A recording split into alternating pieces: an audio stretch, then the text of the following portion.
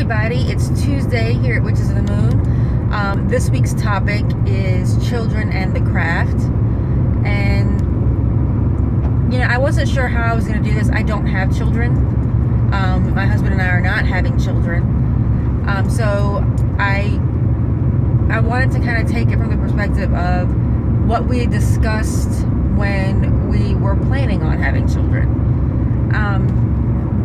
I was raised in a Christian family, and he was raised a little more less traditional. His family was very open to paganism. His mom practices paganism. She doesn't call herself a witch, but she's not Christian either. So for me, it was a little bit more difficult, and because to make the transition from Christian to witch or paganism, because my family wasn't nearly as accepting of it as his was. So we decided that had we had children, we wouldn't force our beliefs on them. We would absolutely include them in things that we did, and explain to them why it was we were doing these things, but we weren't going to force them to partake if they did not want to. Just because this was our path, it wasn't necessarily going to be our children's path. So we were going to be open to what their beliefs would be. I think it's important, though, if you're going to incorporate your children, if you're going to incorporate the things that you do with your children, that you explain to them what it is that you're doing and why. Just like if you're Christian, you need to explain to your children why Easter is important, why Christmas is important. Children need to know why Imbolc is important, and blessed Imbolc, by the way, by everybody. They need to know why these things are important. They need to know why it is that we do the crafts that we do.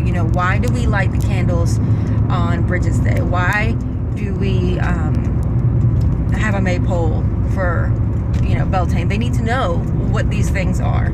I think that for smaller kids, doing the crafts and then making the education part fun is extremely important, and then they have a visual reference to what it is that you're teaching them. You make a god's eye for Litha, then it's a fun experience for them, and they have something to hold on to that they can hold in their hands. And I think that that's important. So definitely sitting and crafting with them. I think if they want to partake in ritual, if they want to partake in any of that, that's wonderful. I don't think you should force your child to,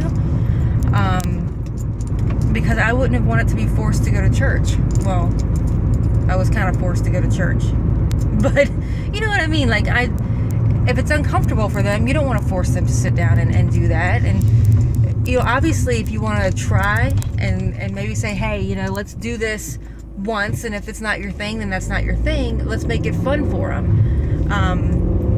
Because I think part of the issue with a lot of religions, and I feel very fortunate that I feel like with any form of paganism, you're a little bit more open, but it's so dry.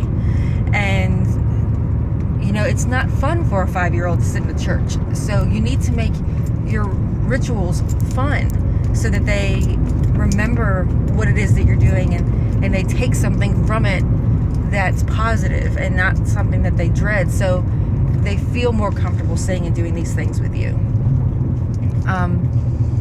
I feel like I don't really have a whole lot to offer because I don't have kids, and most of my friends around here, they're Christian, so I couldn't even go to them and say, hey, how do you work with your kids with this?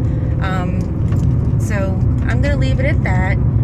I hope that you guys have a great week. Blessed Imbolc to everybody, and I will see you guys next week.